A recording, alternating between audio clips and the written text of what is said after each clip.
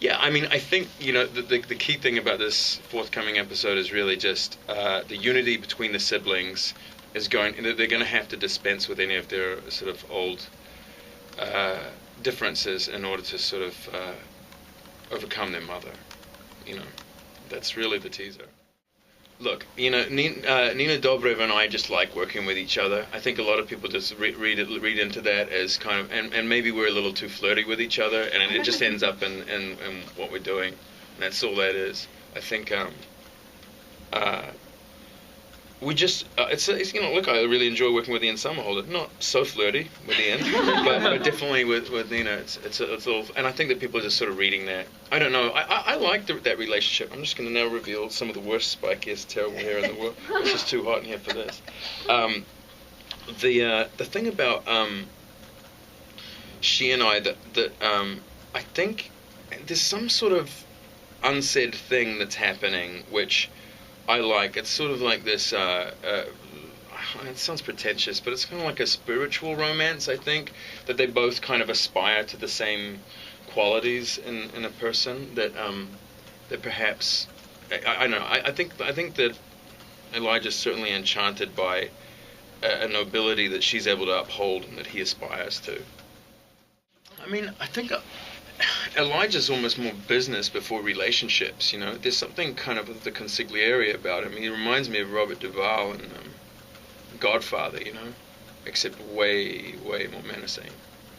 But I mean, that's just the nature of his character. But I see him as he's sort of duty before women. Although every time I've had an opportunity to play him as being beguiled by a woman, I have, because it's just another layer. It's interesting, That's why it's fun to go into the flashback stuff, because there's a greater sense of vulnerability that you can play with him.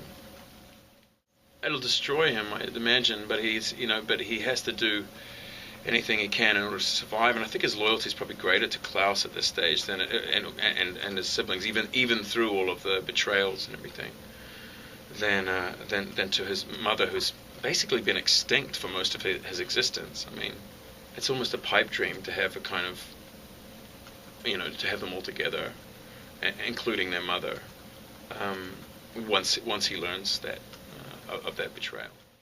I love that actress. I love Claire Holt. I love.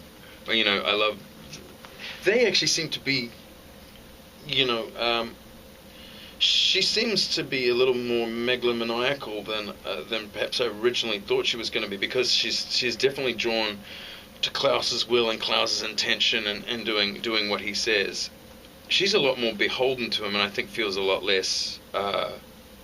Not so much anymore. She's growing as impatient and disgusted with him as it seems Elijah is. But certainly when she first emerged on the show, she was.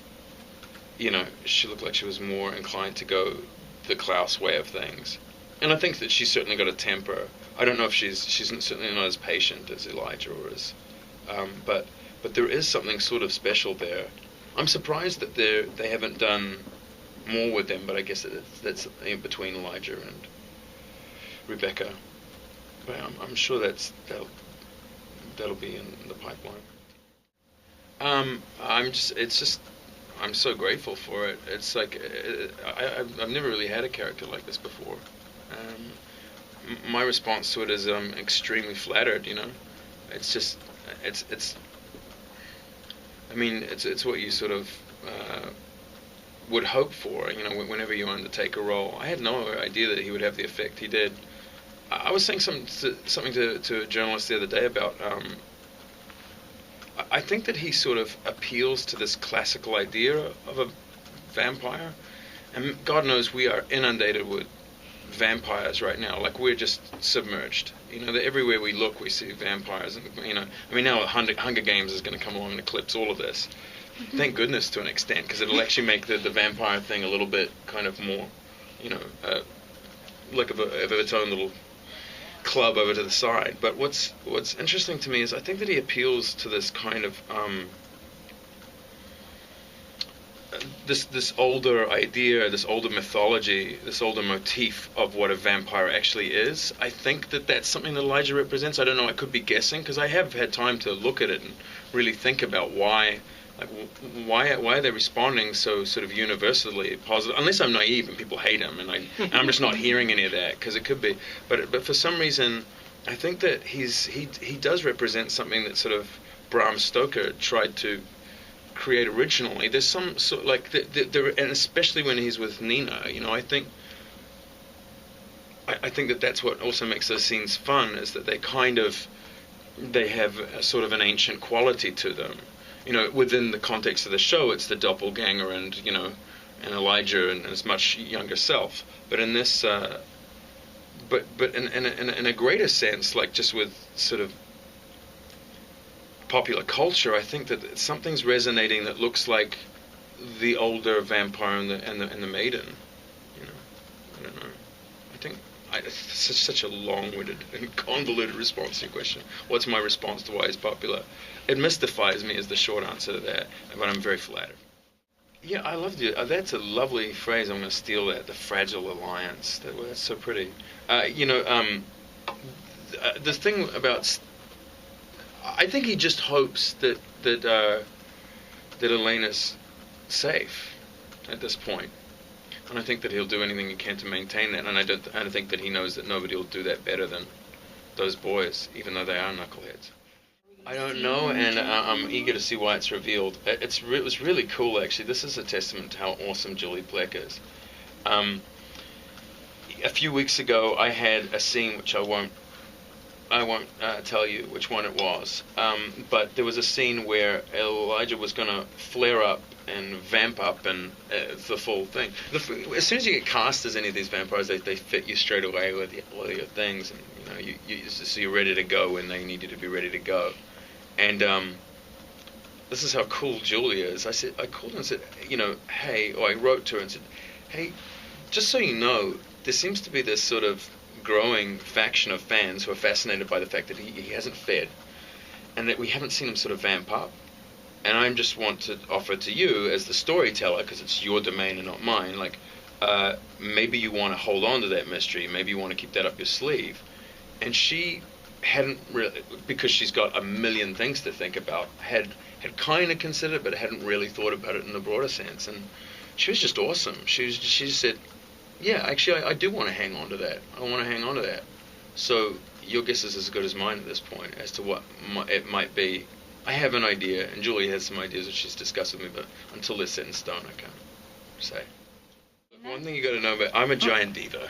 And at the best of times, I'll always try and create some question mark or whatever.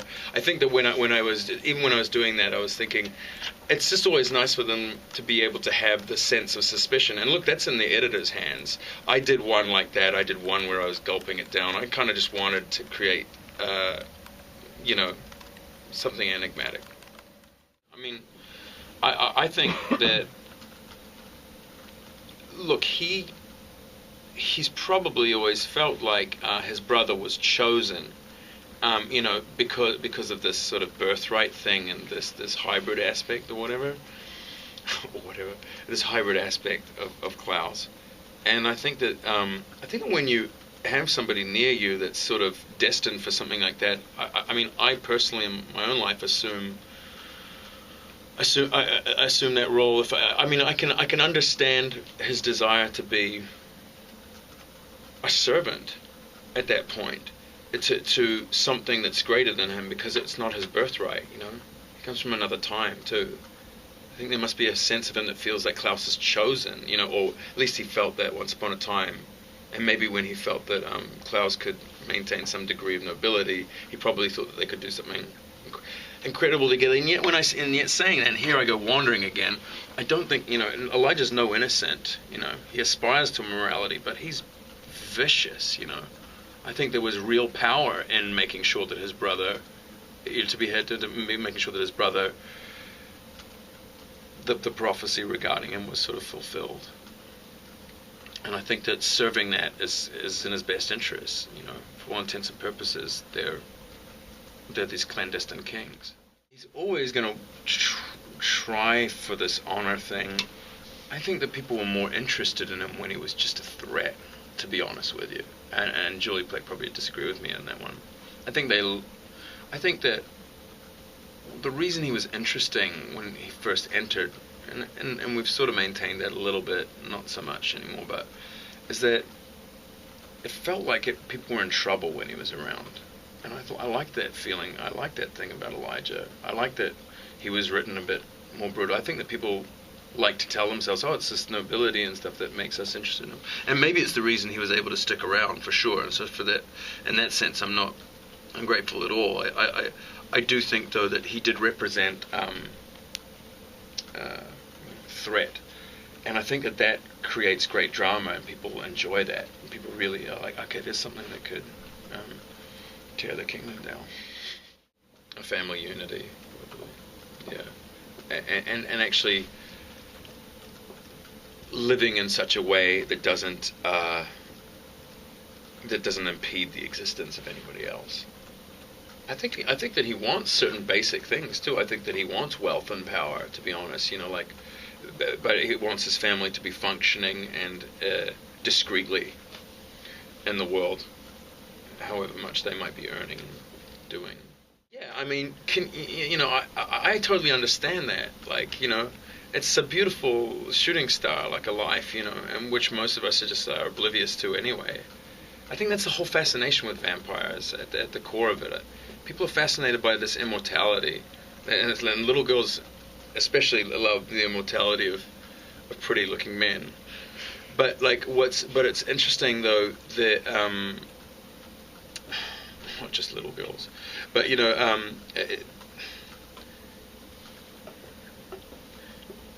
life being finite is special. And for whatever reason, like the curse of being a human being is that we are unable to see it.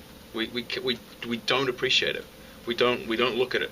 Very few men and women and throughout history really kind of live in constant awareness that it's special, and the rest of us don't. And I think that's kind of what our fascination with this is. And I can understand that somebody who has this,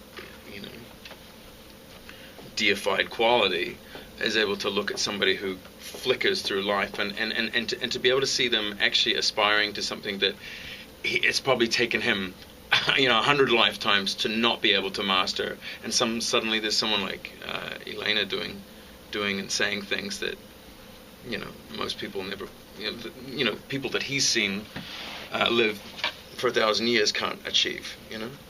I think that's really got to be really attractive. I think my desires are pretty irrelevant, but let's talk about some irrelevancies. I think it'd be really neat. I always kind of want to see the adult version of this show. I think and I said it like 10 times in different things. I'm not trying to plant the seeds, but like I would in a heartbeat. I'd do anything that Julie Plec wanted to go and do, first of all. But if she and Kevin wanted to go and make something a little more adult, with these characters, like that would be really exciting to me. And so that sort of course, has all the ramifications of I do like the idea of getting him closer to this idea that we were talking about before, about them operating discreetly within a contemporary world. I do like the idea of them being somewhere like New York, just because I want to shoot there, somewhere like New York and operating out of there and kind of being, almost mafia-like. That to me is a really exciting idea, of trying to maintain the sort of secrecy of their condition, but also kind of trying to satiate this desire for power, which they all seem to have. Yeah, I'd love to see a Breaking Bad version of this show. That's what I'd like to see. I'd like to see it shot more like Friday Night Lights, But who the hell am I? I'm an actor in the thing. It's not my show. And you might lose your demographic. You're going to. You're going to if you go in that direction. Because you're going to gain a whole other one, but it might be smaller and not as profitable.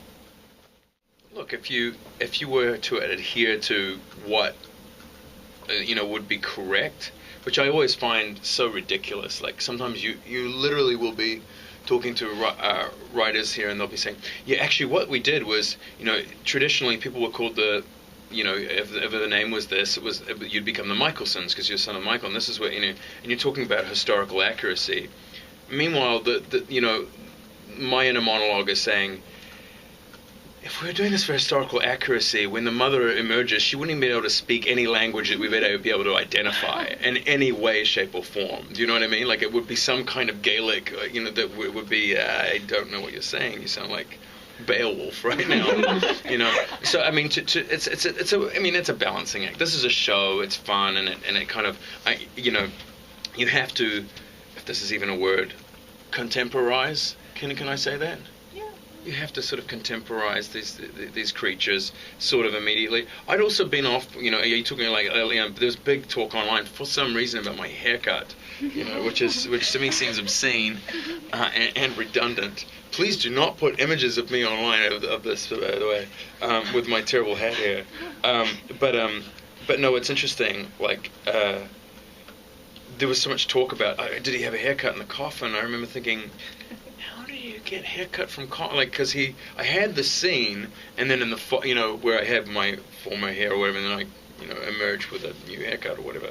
I mean, that's not the biggest example of. I mean, Casper Zephyr playing Finn. Like he comes out looking like something, a Pirates of the Caribbean or something, and then in the next scene he's like very modern. I mean, you have to do that. You have to imagine that they've been schooled, and frankly, a training montage of getting somebody to look and feel modern would be very dull to our viewers. So that would be hilarious. I actually do. I think so too. But it's more of a Funny or Die thing, where you two. Anyway, yeah, we should make that.